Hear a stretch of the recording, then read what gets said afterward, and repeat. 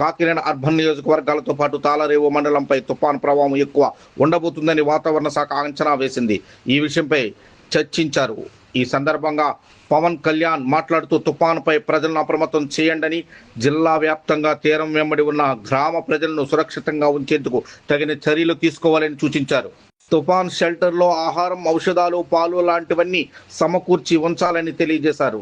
ఉప్పాడ సమీపంలో తీరం కోతకు గురయ్యే ప్రాంతంలో తగు జాగ్రత్తలు తీసుకోవాలని, మత్స్యకారులను అప్రమత్తం చేయండి అని స్పష్టం చేశారు. ఏలూరు రిజర్వాయర్ పరిస్థితిపై ఆరా తీశారు.